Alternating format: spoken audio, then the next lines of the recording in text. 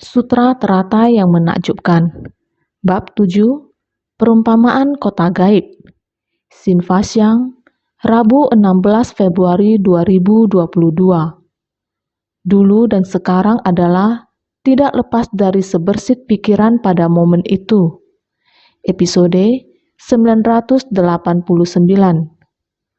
Terlebih dahulu menjelaskan kalau 3 kemahatauan daripada Tathagata mampu menerangi hingga menjangkau jauh. Selanjutnya menyampaikan tentang jalinan jodoh pada masa kehidupan lampau sebanyak butiran debu dulu. Hendaknya tahu kalau dulu dan sekarang adalah tidak lepas dari sebersit pikiran pada momen itu. Lepas dari ini, tiada dharma sejati pada masa lampau atau masa mendatang yang bisa diperoleh. Kita kembali ke masa kalpa tanpa awal, seperti ke masa Buddha Mahabhina Janabibu dulu. Begitu lama, hingga tidak mampu dihitung waktunya. Buddha ini, Sang Tathagata, yaitu menanggapi dharma sejati demikian adanya datang ke dunia. Pada saat itu menanggapi dharma itu datang ke dunia. Siapakah itu? Buddha Sakyamuni. Buddha Sakyamuni menggunakan perumpamaan seperti ini di masa kalpa tak terhingga sebelumnya, masa kalpa tak terhingga dulu. Pada saat itu, 16 Ramanera mendengarkan sutra teratai. Saat yang sama juga duduk di Bodhimanda, membabarkan sutra teratai. Ini sudah terjadi di kalpa tak terhitung dulu. Sebelum kalpa tanpa awal, terus seperti ini hingga sekarang. 3 kemahatauan mampu menerangi hingga menjangkau jauh. 3 kemahatauan, semua orang seharusnya masih mengingatnya. 3 pengetahuan, 3 kemahatauan, dalam Arhat disebut 3 pengetahuan dan 6 kekuatan gaib. Dalam Buddha disebut 3 kemahatauan dan 6 kekuatan gaib. 3 pengetahuan berarti mengerti, memahami. Kalau kemahatauan telah menembus tanpa rintangan, tidak hanya mengerti, tidak hanya memahami, telah sepenuhnya tanpa rintangan, melalui waktu yang panjang tanpa rintangan, melewati ruang terbuka ruas tanpa rintangan. Fenomena umum atau khusus semuanya tiada rintangan. Jadi, 3 kemahatauan mampu menerangi hingga menjangkau jauh. Menerangi hingga menjangkau jauh adalah tanpa rintangan. Tidak peduli berapa lama waktunya, tidak peduli berapa luas ruangnya, dunia demikian rumit. Memahami prinsip kebenaran dari segala fenomena dengan jelas, dengan karakteristik yang khas dari perilaku para makhluk yang begitu rumit, menembus segala kerisauan dan kegelapan batin secara tuntas. Seperti prinsip kebenaran inilah yang dipahami oleh Tathagata. Mengamati prinsip kebenaran secara cermat, yakni segala tanpa rintangan, tidak akan karena berlalu begitu lama, maka melupakannya. Tidak akan melupakannya. Lihatlah waktu tanpa awal. Tanpa awal, masa lalu yang tanpa awal masih ingat dengan jelas. Dengan mengendarai dharma datang ke dunia, dari kehidupan ke kehidupan adalah dengan sutra teratai. Mendengar sutra teratai dan meresap ke dalam batin, menerapkan sutra teratai, prinsip kebenaran untuk mencapai kebuddhaan. Datang dan pergi ke dunia, ini adalah waktu yang sangat panjang dan lama. Sebenarnya berapa banyak masa kehidupan di dunia? Tiada cara untuk menghitung waktunya. Kehidupan masa lalu ini, kehidupan masa lalu artinya dari kehidupan ke kehidupan. Dalam waktu yang sangat panjang dan lama, sebab dan kondisi ini terakumulasi lagi. Juga pada kalpa sebanyak partikel debu. Butiran debu, menggunakan butiran debu untuk menghitung dari akumulasi kehidupan masa lalunya. Sebenarnya berapa banyak masa kehidupan sulit untuk diungkapkan. sama menggunakan butiran debu pasir untuk menghitung jumlah masa kehidupan dan kalpa. Demikian terakumulasi. Sebenarnya berapa banyak sebab dan kondisi yang diciptakannya sangat sulit untuk dihitung. Karena sebanyak partikel debu, ini adalah untuk menunjukkan waktu yang sangat lama. Sang Tathagata sejak masa kehidupan yang sangat panjang, kalpa kehidupan yang tak terhitung jumlahnya, jalinan jodoh pada masa kehidupan lampau, menciptakan jodoh berkah di mana-mana dengan para makhluk. Untuk memahami kerisauan dan kegelapan batin para makhluk, jadi beliau bisa memahami dengan tuntas. Pada dasarnya prinsip kebenaran adalah memahami. Hanya saja jenis karakteristik para makhluk tiadalah sama. Para makhluk mempunyai berbagai kegelapan batin dan kerisauan. Benar-benar sangat banyak. Seperti butiran debu, setiap makhluk hidup hanya satu orang saja. Kerisauannya tak terhitung jumlahnya. Apalagi dengan begitu banyaknya para makhluk, kegelapan batin dan kerisauan ini sebenarnya sama. Jalinan jodoh ini, setiap orang mempunyai jalinan jodoh. Jalinan jodoh setiap orang juga bagaikan butiran debu. Terlalu banyak tidak bisa dihitung dengan angka. Bahkan ahli matematika beserta murid dari ahli matematika tidak mampu untuk menghitungnya. Jadi secara umum dinamakan butiran debu, yaitu sangat banyak. Ini adalah jalinan jodoh pada masa kehidupan lampau, sebanyak butiran debu dulu. Benar-benar waktu yang tak terhingga. Kehidupan benar-benar sangat lama. Dari kehidupan ke kehidupan, tahu tidak? Begitu banyak dharma, karakteristik umum, karakteristik khas, waktu yang lama sekarang 3 kemahatauan mampu menerangi hingga menjangkau jauh. Inilah mencapai kebudaan. Dulu dan sekarang kita tahu bahwa dulu dan sekarang adalah tidak lepas dari sebersit pikiran pada momen itu. Sebersit pikiran kita pada momen itu tidak peduli berapa lama. Pada masa lalu sudah berapa lama waktunya. Masa depan masih akan terakumulasi dalam berapa banyak waktu. Masa lalu Sang Buddha, masa depan kita sebagai makhluk hidup, masa lalu Sang Buddha telah mengalami jalinan jodoh pada masa kehidupan lampau yang begitu lama. Dan di sini, kita sekarang juga mendengarkan sutra teratai. Apakah kita sekarang bisa menggerakkan hati kita dari saat ini dan terus-menerus ke masa depan? Masa depan masih perlu berapa lama? Harus jalinan jodoh pada masa kehidupan lampau sebanyak butiran debu dulu. Apakah kita memiliki tekad dan kesabaran seperti ini? Sebersit pikiran ini tidak peduli pada masa lalu, dimulai pada masa sekarang ini. Sampai masa depan yang akan datang, tidak lepas dari sebersit pikiran pada momen itu. Lepas dari ini, tiada dharma sejati pada masa lampau, atau masa mendatang yang bisa diperoleh. Jika Anda meninggalkan sebersit pikiran pada momen itu, maka tidak perlu lagi membicarakan masa lalu. Sekarang atau masa depan, tidak perlu mengatakan apa-apa lagi. Karena Anda tidak punya niat untuk menerima ini. Mengingkari hukum sebab akibat, tidak ada masa lalu, tidak percaya masa lalu. Di masa lalu, Tathagata bagaimana mendengarkan dharma, bekerja keras. Dalam prosesnya tidak pernah meninggalkan para makhluk. Masuk ke tengah orang banyak untuk bersumbangsi. Apakah kita percaya ini? Aku percaya. Sudah seperti ini sejak kalpa masa tanpa awal, sifat hakiki yang demikian adanya, yang kita miliki adalah tanpa awal dan tanpa akhir. Tidak memiliki awal, tiada masa akhirnya. Ini adalah kita setiap orang memiliki sifat hakiki kebudaan. Saya benar-benar sangat percaya ini. Saya tidak tahu Apakah Anda semua percaya ini? Percaya pada masa lalu berarti harus menggenggam masa sekarang dengan sebaik-baiknya. Begitu kita menggenggam masa sekarang, kita harus melanjutkannya di masa depan.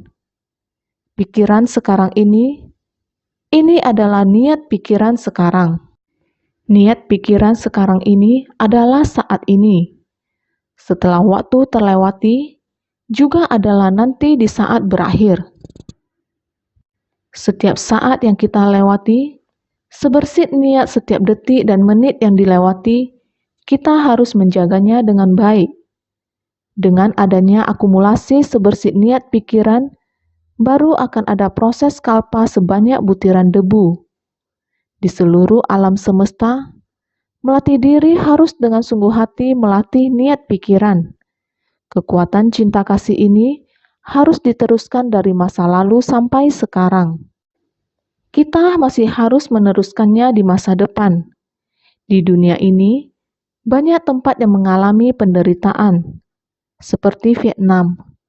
Teringat pada Agustus 2005 diadakan baksos kesehatan. Pergi ke desa yang sangat terpencil, saat kembali mendengar para dokter berbagi kesan. Sangat menderita, orang Vietnam menderita. Setelah melewati beberapa kali perang saudara ataupun agresi asing, peperangan selama lebih dari 10 tahun, menyebarkan bahkan kimia yang menyebabkan daun berguguran, tepatnya saat serangan udara. Pesawat terbang di langit. Orang harus lari, bersembunyi, berlari ke arah hutan yang lebat. Pesawat di udara tidak dapat melihat orang, sehingga dia lalu menyebarkannya di udara. Menyebarkan bahan kimia yang menyebabkan daun berguguran, bahkan kimia disebarkan, bahan kimia disemprotkan, tidak ada satu daun pun yang tertinggal. Dengan demikian semuanya rontok. Bahan kimia ini tidak hanya menyebabkan pohon saja, juga sangat merugikan manusia. Ini adalah malapetaka. Malapetaka besar, bencana besar, dikarenakan ini banyak orang menjadi cacat. Dengan kaki patah, tangan patah, fitur wajah tidak lengkap. Wanita hamil dan melahirkan anak yang cacat. Berlangsung selama puluhan tahun. Sampai kami memberikan pengobatan gratis. Anak yang berusia kecil, ada yang tidak memiliki kaki atau tangan. Ini bukan karena cedera, tetapi dilahirkan seperti ini. Dengan anggota badan yang tidak sempurna, fitur wajah tidak lengkap, gelombang perang itu telah berhenti selama beberapa puluh tahun. Kita ke sana, kondisi masih sama. Anak yang kecil masih berkondisi sama. Ini sungguh-sungguh penderitaan di dunia. Bagaikan di neraka, yang terlihat hanyalah para janda. Banyak janda dan orang tua, kemana semua pria itu pergi? Meninggal dalam peperangan. Oleh itu, pemerintah juga memberi penghormatan kepada para janda, lencana kehormatan, karena suami mereka meninggal dalam peperangan. Namun ini hanya sebuah nama. Kehidupan mereka sangat menderita. Maka kita pergi ke tempat tersebut, memberi pengobatan gratis di tempat paling menderita itu. Juga terlihat tanah tidak berujung yang disebut kuburan. Didirikan salib atau batu prasasti. Tidak ada apa-apa di dalamnya, hanya memorial. Jika teringat dan membahas tentang penderitaan di dunia, di dalam benak hanya teringat pemandangan saat itu. Sekarang melihat insan suci kita di Vietnam, mulai mendapatkan pengakuan dari pemerintah, telah resmi memberi kita izin untuk menyalurkan bantuan. Supaya kita bisa melakukan misi amal dengan bebas, dapat survei sampai survei ke beberapa tempat, ataupun dari pemerintah memberikan daftar orang, daftar nama orang miskin yang dan menderita. Daftar nama ini membiarkan kita pergi memilih, membiarkan kita untuk pergi memberikan perhatian. Memberi perhatian mulai setiap bulan memberikan bantuan. Saat ini, Di tempat yang ingin kita memberikan bantuan, tempat yang kita inginkan lakukan baksos pengobatan gratis, pemerintah sangat mendukung. Pemerintah akan mencarikan tempat untuk kita. Kali ini, pergi ke Binh provinsi di Vietnam, sebuah kota kecil di tempat ini. Pergi melakukan baksos pengobatan gratis. Di sana melakukan baksos pengobatan gratis.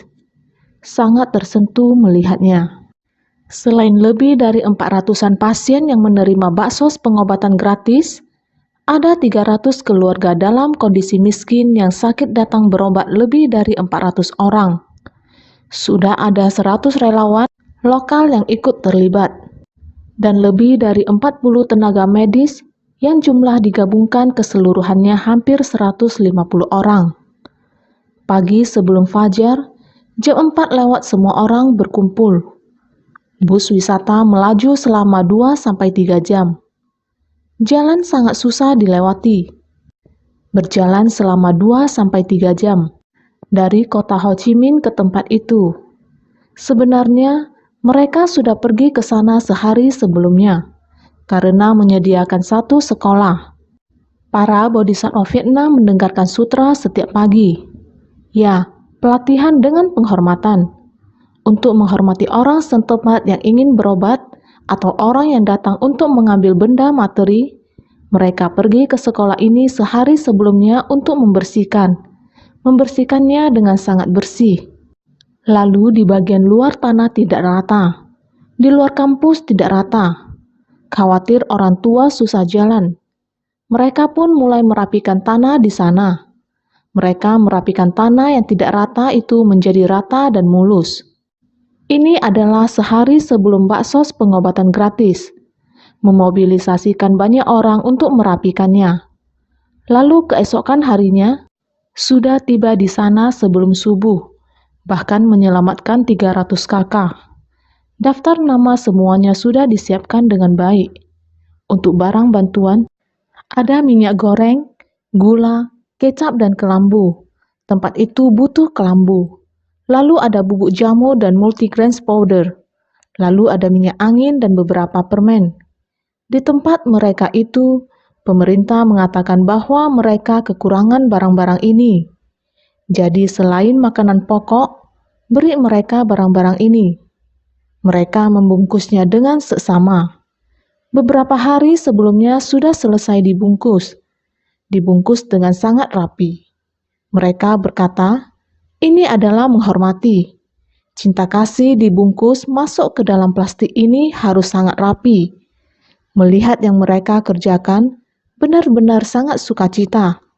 Karena mereka benar-benar sudah ada dharma masuk meresap ke dalam batin. Selain itu, sebersih niat pikiran pada momen itu, sepenuh hati mendengar dharma, mengerjakan sesuatu dengan bersungguh hati.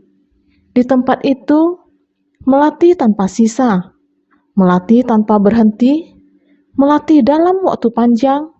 Sekarang ini di tempat itu, Vietnam, Seci mulai bergerak dengan cepat, mendapatkan pujian dari pemerintah setempat. Ini adalah kita melakukan dengan sepenuh hati. Tidak ada hal yang tidak bisa dilakukan. Insan Seci di Vietnam dulu sangat susah. Mulai mengakumulasi sedikit demi sedikit, sampai kita mendapatkan izin baksos pengobatan secara resmi. Mereka sangat menginginkannya. Kita terus-menerus melakukan baksos beberapa kali di Vietnam. Sangat jelas, mereka akhirnya sadar dengan penggunaan defolian, bahan kimia penggugur daun, telah membuat banyak orang cacat. Kesannya sangat dalam. Seci masih sedikit demi sedikit, walaupun harus mengikuti sesuai regulasi pemerintah setempat. Mulai dari 3 hingga 5 orang berkumpul, harus memohon izin sampai sekarang ini. Setiap kegiatan, mereka dapat memberikan kita izin 1.000 atau 2.000-an orang. Berkumpul membahas Seci, melaksanakan bakti sosial dan lain-lain, atau pemberkahan akhir tahun. Semua sangatlah mudah. Ini benar-benar harus disyukuri. Waktu terus terakumulasi, cinta kasih tidak terputus, Sedikit demi sedikit, lakukan diam-diam, lakukan pelan-pelan, lakukan dengan lancar. Seperti ini, pemerintah telah terharu oleh mereka dan telah memasuki ke dalam organisasi suci. Sungguh-sungguh, yang dilakukan kami dan yang kami mohon, pemerintah merasa nyaman, dan ini telah terakumulasi dalam jangka waktu yang lama. Oleh karena itu, panjang dan lamanya waktu kalpa sebanyak butiran debu. Kita di zaman modern saat ini sudah seperti begini. Jadi kita harus percaya pada apa yang dibabarkan Sang Buddha di masa lalu. Kalpa sebanyak butiran debu pada masa lalu mulai melatih diri. Jalinan jodoh pada masa kehidupan lampau. Kita juga harus percaya. Naskah sutra sebelumnya menggunakan waktu yang lama. Para dewa datang membentangkan tempat pelatihan. Singgasana singa, tempat duduk. Baru saja duduk di atas singgasana ini, seketika para raja dewa surga Barma menurunkan hujan segala jenis bunga surgawi pada bidang seluas 100 yojana. Hembusan angin harum terus menerbangkan bunga-bunga yang layu. Seraya hujan bunga segar terus diturunkan. Demikianlah tanpa henti. Selama 10 kalpa kecil penuh sebagai persembahan kepada Buddha. Sutra Teratai Bab 7, Bab Perumpamaan Kota Gaib. Ini adalah Raja Dewa Surga Brahma di alam wujud. Dia dan para dewa di alam nafsu, para dewa di alam berwujud, para dewa dari alam nafsu datang memberikan persembahan kepada Sang Buddha, menurunkan hujan segala jenis bunga surgawi. Bagaimanapun antara langit dan bumi, para dewa datang melindungi Dharma untuk praktisi yang membangkitkan tekad untuk melatih diri, akan masuk ke tengah orang banyak untuk membimbing semua makhluk. Praktisi yang akan mencapai kebuddhaan, para dewa melindungi Dharma dan memberikan persembahan. Naskah sutra berikutnya mengatakan, hingga ia memasuki parinirwana, duduk di sana selama 10 kalpa kecil, sampai ia akhirnya mencapai kebuddhaan. Setelah mencapai kebuddhaan, usia Buddha ini adalah lebih dari 5 juta koti nayuta asamkaya kalpa, sampai pada akhir usianya. Ketika ia memasuki parinirwana, waktu itu, lihatlah berapa panjang lamanya. Demikian pula halnya. Ketika Buddha ada di dunia, hujan bunga turun sebagai persembahan. Angin harum berhembus, menerbangkan bunga-bunga yang layu di tanah. Di mana bunga yang baru diletakkan, betapa takjubnya pemandangan ini. Ini dapat digambarkan sebagai kondisi batin kita. Berikutnya adalah setelah ia memasuki parinirwana pun demikian, senantiasa menurunkan hujan bunga ini, bunga dari surga turun tanpa henti.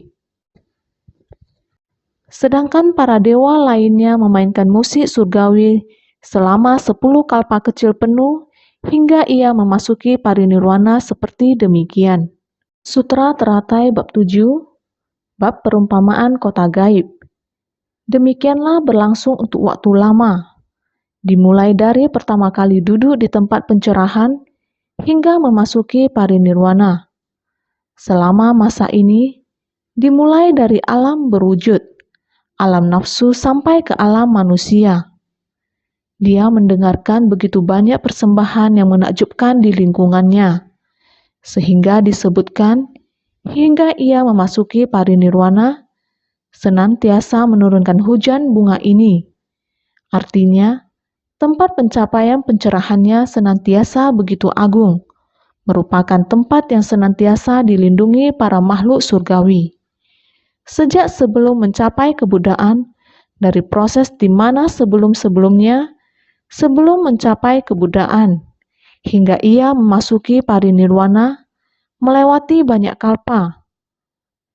Sungguh Buddha Mahabhitna Janabibu mulai dari ini selalu melalui banyak kalpa. kalpa sebanyak partikel debu yang tidak terhitung. Setiap kali seperti ini, banyak sekali orang dan dewa datang melindungi Dharma. Kondisi yang demikian indah, 4 Maharaja Langit, demi mempersembahkan kepada Buddha, memberi persembahan pada Buddha, senantiasa memukul genderang surgawi. 4 Maharaja dan para dewa senantiasa datang untuk memberikan persembahan kepada Buddha. Kita sering mendengar bahwa satu hari di alam 4 Maharaja, alam manusia kita adalah 50 tahun. Sebenarnya alam surga 4 Maharaja Langit ini di mana letaknya? Letaknya adalah di ruang hampa pada 4 penjuru. Penjuru timur, barat, selatan, dan utara dari Gunung Sumeru. 4 Maharaja Langit, Raja Dewa Datarastra, di penjuru timur mampu melindungi negeri, bertempat tinggal pada lereng emas daripada Gunung Sumeru. Di tempat inilah, di sebuah daratan, di sebelah timur Gunung Sumeru, ada 4 seperti itu, di mana Raja Dewa Tarastra berdiam, sedangkan penjuru barat berdiam Raja Dewa Virupaksa, yang juga mampu menggunakan mata dewanya yang murni. Dia menggunakan mata dewanya yang murni untuk senantiasa mengamati dunia alam manusia. Pada saat yang sama melindungi Jambudipa. Jambudipa adalah bumi kita. Dia mengamati dengan matanya yang murni. 4 Maharaja Langit, Raja Dewa Virupaksa di penjuru barat, mampu menggunakan mata dewanya yang murni untuk senantiasa mengamati dan melindungi Jambudipa ini, bertempat tinggal pada lereng perak daripada Gunung Sumeru. Oleh karena itu, kita sering mengatakan, 3 kaki di atas kepala ada dewa melihat. Manusia berbuat, langit melihat. Ada sesosok dewa dengan mata dewa yang murni seperti ini, itu adalah Raja Dewa Virupaksa. Dia menggunakan pandangannya, matanya yang murni dan luas, untuk mengamati kebajikan dan kejahatan yang ada di dunia. Dia akan melindungi orang yang berbuat kebajikan. Buddha Dharma juga akan dilindungi. Di Jambudipa, yaitu bumi kita, dunia jadi tempat dia bertempat tinggal adalah di penjuru barat dari Gunung Sumeru, dinamakan lereng perak. 4 Maharaja Langit, Raja Dewa Virudaka di penjuru selatan, mampu membuat akar kebajikan dari seseorang untuk tumbuh berkembang, bertempat tinggal pada lereng lapis lazuli daripada Gunung Sumeru. Membuat akar kebajikan seseorang tumbuh berkembang adalah dengan mengajarkan setiap orang harus ada akar kebajikan. Pada dasarnya, sifat manusia adalah baji. Untuk mendukung akar kebajikan semua orang, bukan hanya menjaga akar kebajikan umat manusia, masih harus menasehati setiap orang agar mengembangkan akar kebajikan. Jadi, dia bertempat tinggal pada lereng lapis lazuli, di penjuru selatan dari Gunung Sumeru. Di penjuru utara dinamakan Raja Dewa Vaisravana. Itu adalah berkah kebajikannya terkenal di 4 penjuru. Dia bisa mendengar suara para makhluk di 4 penjuru. Oleh karena itu, kita sering mengatakan harus tulus. Suara kita bergema sampai terdengar oleh para dewa. Karena ada Raja Dewa Vaisravana ini yang merupakan salah satu dari 4 Maharaja Langit. Dia dapat mendengar suara dari para makhluk di seluruh dunia. Bertempat tinggal pada lereng kristal daripada Gunung Sumeru. 4 Maharaja Langit, Raja Dewa Vaisravana di penjuru utara, berkah kebajikannya terkenal di 4 penjuru. Bertempat tinggal pada lereng kristal daripada Gunung Sumeru. Ini adalah Maharaja Langit dari penjuru barat, timur, selatan, dan utara. Semuanya berada di 4 penjuru dari Gunung Sumeru. Setiap penjuru memiliki pengamatan sendiri terhadap dunia, kejahatan dan kebajikan di dunia, segala yang dilakukan di dunia. Inilah tempat tinggal dari 4 Maharaja Langit. tempat yang paling dekat dengan dunia yang kita tempati saat ini. 4 maharaja langit ini bertempat tinggal pada Gunung Sumeru. Dikarenakan ada memupuk 2 jenis karma berpahala terunggul, berdana dan menegakkan sila. Itu sebabnya mendatangkan balasan karma berupa kelahiran di sana. Sumeru diterjemahkan ke dalam bahasa Mandarin sebagai tinggi menakjubkan. Berdana dan menegakkan sila, beliau dapat berdana dan menegakkan sila. Demikianlah pelatihan diri beliau. Apabila kita bersedia berdana di dunia, juga bersedia menegakkan sila, juga pasti bisa terlahir di alam seperti ini. Alam 4 maharaja langit, 1 hari di sana adalah 50 tahun di dunia kita. Inilah yang paling dekat dengan dunia. Apabila kita mempraktikkan karma baik, menjaga sila, 5 sila dan 10 kebajikan, maka bisa terlahir di alam ini. Juga bisa terlahir di alam Trayastrimsa. Lihat seberapa banyak berkah yang kita ciptakan. Seberapa banyak sila yang kita tegakkan. Mengikuti jalinan jodoh yang telah kita tanam, maka akan terlahir di alam yang demikian. Para penghuni surga ini sungguh memiliki berkah, maka mereka memiliki berkah balasan karma terlahir seperti ini juga. Sumeru diterjemahkan ke dalam bahasa Mandarin sebagai tinggi menakjubkan. Ketika kalian melafalkan sutra, gunung yang tinggi menakjubkan Gunung Sumeru bisa diguncang. Apakah ingat? Sungguh, gunung yang tinggi menakjubkan Gunung Sumeru bisa diguncang. Tahun 2015 di Nepal Himalaya, lihat, tingginya lebih dari 5.000 meter. Ada gempa di tempat tersebut yang menyebabkan di tempat pelatihan di sana juga sama diguncang. Artinya menyatakan Sang Buddha menyampaikan, selama ada di dunia materi, ketika karma berkah berakhir, karma kolektif akan muncul di hadapan, sama juga akan terluka. Jadi yang terpenting bagi kita, harus melatih diri dengan sungguh-sungguh. Mengapa semua orang harus melampaui 3 kelompok alam? Alam berwujud dipenuhi dengan materi, menciptakan banyak karma di alam nafsu keinginan. Maka kita harus melatih diri dengan sungguh-sungguh. Ini adalah 4 maharaja langit. Sedangkan para dewa lainnya memainkan musik surgawi. Para dewa lainnya di dalam alam nafsu masing-masing memainkan lagu dan musik surgawi. Para dewa lainnya memainkan musik surgawi. Kita juga sering melihat, sekarang ada di media, sekarang ini di Himalaya juga banyak para praktisi di tempat pelatihan. Kamu lihat mereka meniup. Meniup yang sangat panjang itu adalah keong dharma. Meniup keong dharma, seiring harus membangun batin manusia. Batin setiap orang harus menghadap ke jalan kebenaran, harus menghadap ke dharma. Para dewa lainnya di dalam alam nafsu, masing-masing memainkan lagu dan musik surgawi. Ada banyak orang selain melatih diri, adalah memberikan persembahan melalui lagu dan tarian. 10 kalpa kecil penuh, di dalam keadaan sedemikian, ini artinya sedang memberikan persembahan, menabuh genderang dan memainkan musik surgawi, selama 10 kalpa kecil penuh. Para dewa dalam alam surga 4 maharaja, Yama dan lainnya, memainkan musik surgawi sebagai persembahan hingga Buddha memasuki parinirwana. Persembahan bunga dan musik dari para dewa ini berlangsung hingga 10 kalpa kecil penuh. Hingga Buddha memasuki parinirwana tetap seperti demikian, menunjukkan wujud persembahan dari para dewa. Para dewa dalam alam 4 surga, 4 maharaja, Yama dan lainnya, memainkan musik surgawi sebagai mempersembahkan hingga Buddha memasuki parinirwana. Seiring demikian memberikan persembahan kepada Buddha.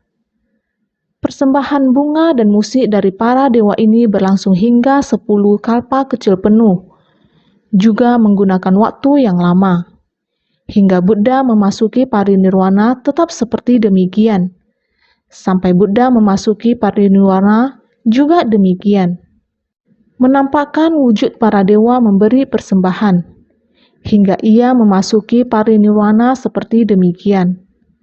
Mulai dari 10 kalpa paling awal sampai memasuki parinirwana.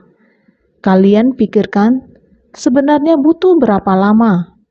Hanya usia Buddha ada sebanyak 5,4 juta koti nayuta kalpa, sudah demikian lama. 10 kalpa kecil pada masa lampau telah sangat lama. Kalpa, apakah kalian semua tahu? Setiap satu kalpa kecil bertambah satu, berkurang satu, demikian adalah satu kalpa kecil. Hanya mengatakan bertambah satu kalpa, kita tidak dapat memperhitungkan waktunya.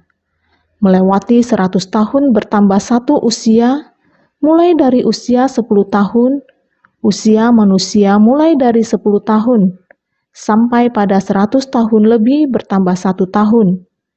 Demikian bertambah sampai usia manusia 84.000 tahun. Jika kalian berniat, bisa menggunakan kalkulator untuk menghitung.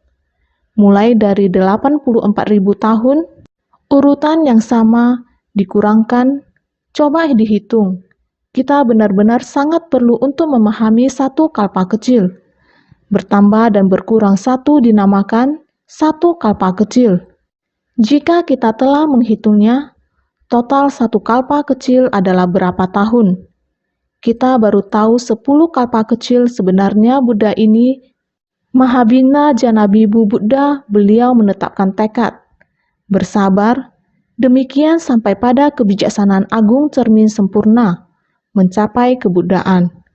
Setelah mencapai kebuddhaan, usia Buddha 5,4 juta koti kalpa, demikian lama waktunya. Meyakini Buddha, sutra telah demikian mengatakan kepada saya. Seandainya para ahli matematika atau para buddhi mereka terhitung tiada batas, tidak dapat dihitung, apalagi kalpa sebanyak butiran debu, semakin tidak dapat dihitung. Singkat kata, ini merupakan tanpa awal dari yang tanpa awal. Sejak kalpa tanpa awal dulu, demikian waktu yang terus terakumulasi. Kita setiap orang memiliki sifat hakiki tahtata, terbawa sejak lahir, tetapi jika kita memiliki kegelapan batin, kita akan menciptakan karma dan membawa sifat hakiki tahtata kita, sesuai dengan kekuatan karma dari kegelapan batin yang kita ciptakan. Demikian terbawa lagi menuju kehidupan mendatang. Sehingga sifat hakiki tahtata kita sebenarnya tidak sepadan, karena kita tertutupi oleh kegelapan batin kita. Kegelapan batin terus menciptakan kekuatan karma. Kekuatan karma terus mengalami penderitaan, dalam kesulitan, kemudian menciptakan karma lagi. Demikian terus terulang ditutupi. Tidak tahu berapa masa kehidupan, kita benar-benar tidak dapat memahami. Tidaklah mudah kita dapat mendengarkan ajaran Buddha secara langsung pada kehidupan ini. Kita seharusnya harus baik-baik mawas diri, niat pikiran ini harus baik-baik kita jaga. Selama 1 hari, yaitu 86.400 detik, setiap detik kita harus baik-baik melindungi niat pikiran ini. Sehingga perumpamaan kota gaib sebenarnya terlihat hanyalah angka-angka ini saja, sebenarnya mengandung hubungan yang erat dengan kita. Oleh karena itu, bersungguh hati mendengarkan Dharma harus senantiasa lebih bersungguh hati.